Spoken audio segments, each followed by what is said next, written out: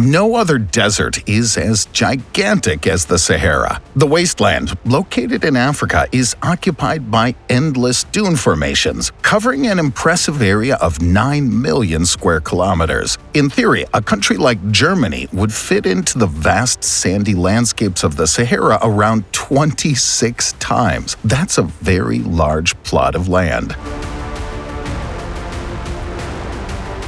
What seems to us today as an inconceivably desolate area that's home to very few animals showed a completely different face just a few thousand years ago. We don't know too much about what the Sahara would have looked like all those years ago, but today we'll be taking a closer look at several key discoveries that have painted a clear image of how the sandy terrain was once a luscious and prosperous piece of land. Before we get into it, be sure to hit that like button and ring the notification bell for more videos. Also, stick around for number 2. You almost won't believe one of these incredible discoveries. The prosperous past of the Sahara.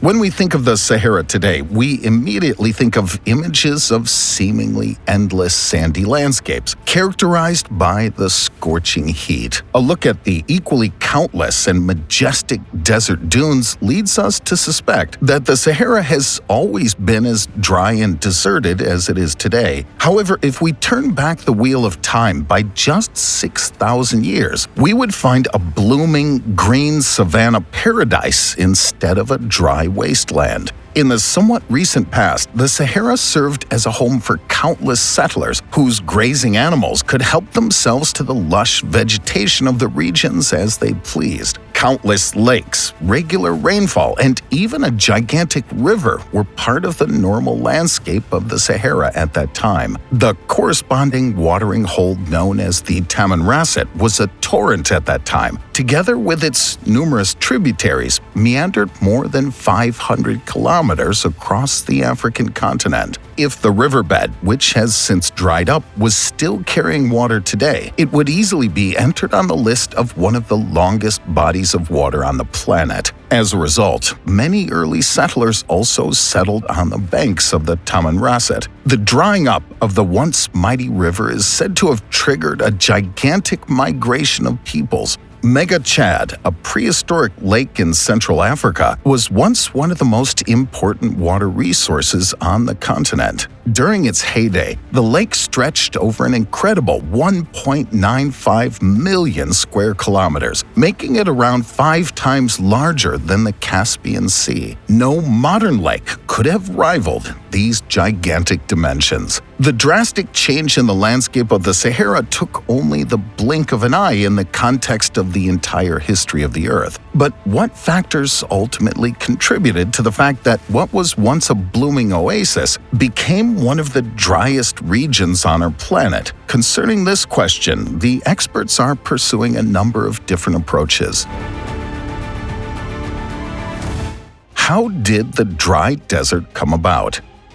What's certain is that the drying up of the Sahara took place within a few centuries or decades. The people who were previously at home in the area were therefore forced to flee from the comfort of their homeland and withdraw to the south or into the fertile Nile Valley. If you follow the claims of some experts, it was not the natural change in the climate, but the indirect influence of the people of that time which transformed the Sahara into a huge desert landscape. According to this theory, livestock played a central factor in everyday life at the time. The cows, sheep, and goats that were kept there are said to have massively accelerated the desertification that would soon begin. Since the livestock grazed or trampled the local vegetation, the ground below finally reflected significantly more sunlight than before. This fact could have in turn caused the atmosphere to warm up over the years, so that the amount of precipitation also steadily decreased. The subsequent drought is said to have ushered in the beginning of the end of the previously green savanna. On the other hand, however, there's a thesis that the cultivation of arable land could even have significantly extended the glory days of the green Sahara. According to this idea, the change from the blooming savanna landscape to a dry desert can simply be traced back to natural climate changes. This is because the Sahara actually went through these types of changes a few times before the final desertification that we all know today. Conversely, it's also possible that today's dry land will be covered once again by green grasses, shrubs, and trees in a few thousand years, maybe even sooner. Wadi al-HITAN.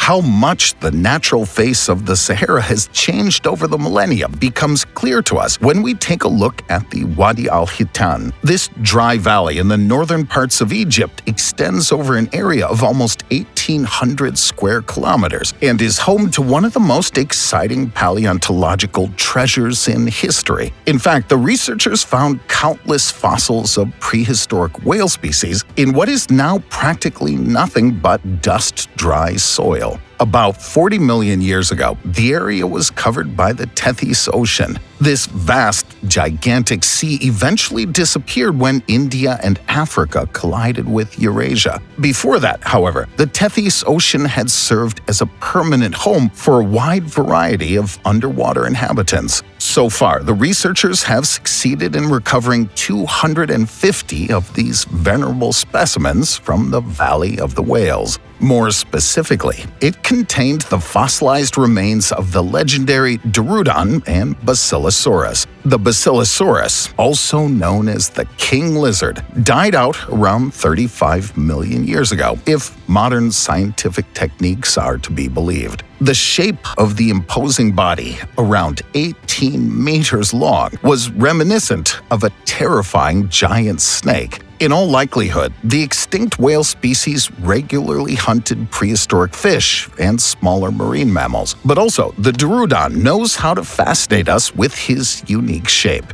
In fact, it was a direct relative of the king lizard. However, with a length of no more than 5 meters, these early whales were significantly smaller than their upcoming contemporaries. The fossils found in the Egyptian Sahara are of exceptional importance in the ranks of researchers because they can be used to observe the ancestry of whales from land animals. According to this, the remains of hind legs can still be seen on the remains of the ancient whales, while the streamlined shape of the body was already perfectly aligned with life in the water. CLAYTON rings. While the experts were able to draw important conclusions about the development of ancient creatures with the help of the fossils discovered, the discovery of the CLAYTON rings still poses great puzzles for experts today. These mysterious, wide, open ceramic rings were first discovered in 1932 by British desert explorer Patrick Clayton. Just 5 years later, the German researcher Rudolf Cooper succeeded in uncovering comparable structures in the Egyptian Eastern Sahara. However, most CLAYTON rings were found between 1995 and 2000. So far, the archaeologists have come across more than 40 different sites that housed a total of 150 examples of these mystical ceramic objects. To this day, scientific minds argue about the purpose of these recovered artifacts and why they were made. What's certain is that the CLAYTON rings originated in the pre-dynastic period of ancient Egypt. Although most of the objects were found individually, some experts believe that they once formed contiguous structures. If this is true, there's a chance that if all the artifacts were eventually found, it may paint a much different and clearer history of the area. Since the corresponding archaeological sites didn't house any cultural material, it can be concluded that the respective sites only served as short-term storage areas. However, it's completely unclear what role the CLAYTON rings played during these desert trips. As it stands right now, the CLAYTON rings remain a mystery. There have been countless theories shared over the years. However, without further evidence being unearthed, it's possible that we may never know what they would have originally been used for. Water under the desert.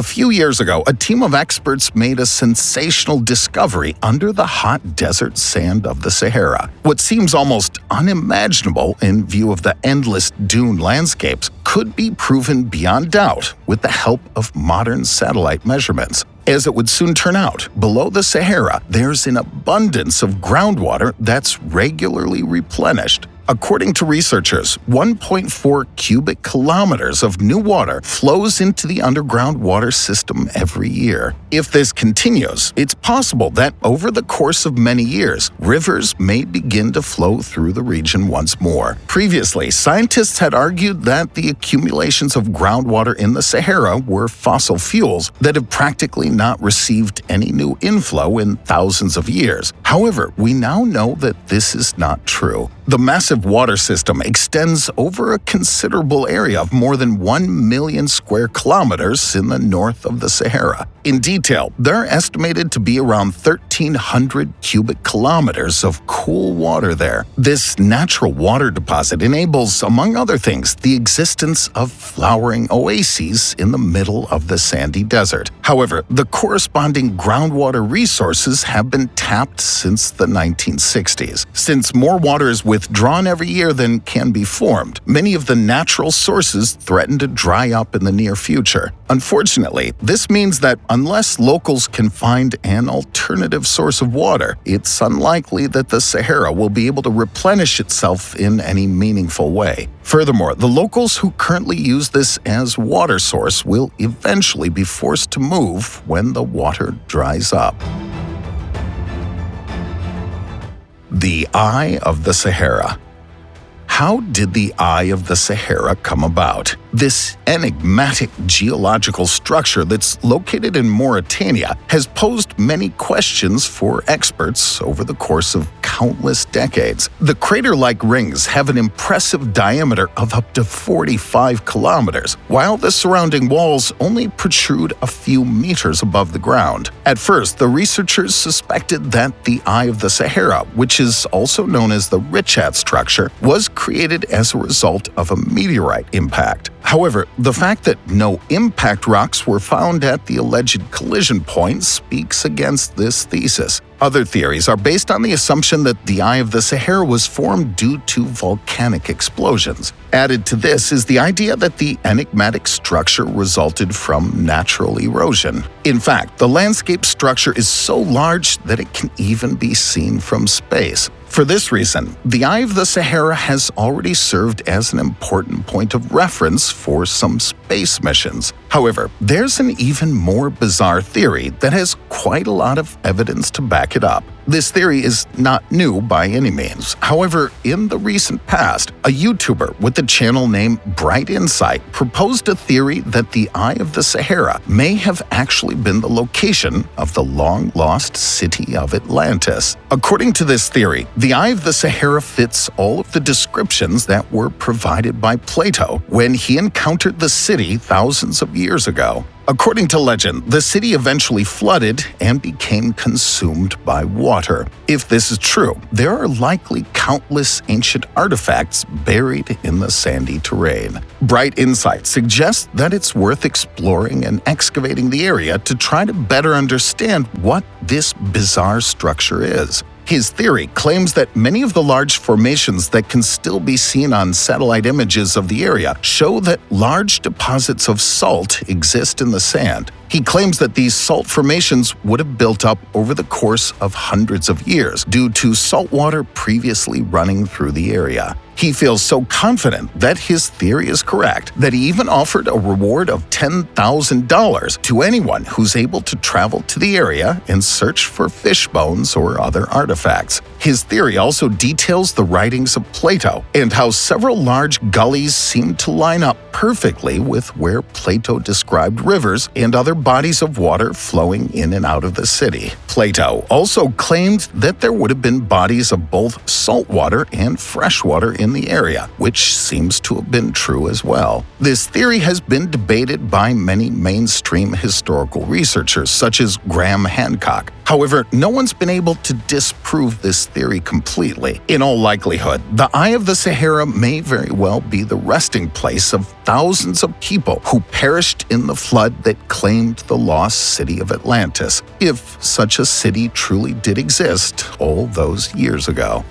So guys, now it's your turn. Which fact about the Sahara surprised you the most? Do you know any other extraordinary finds that have been found in the desert? We're already looking forward to your comments. Show us with a thumbs up that you enjoyed today's video. Subscribe to the channel and click the notification bell to stay up to date. Thanks so much for watching. We'll catch you guys in the next video.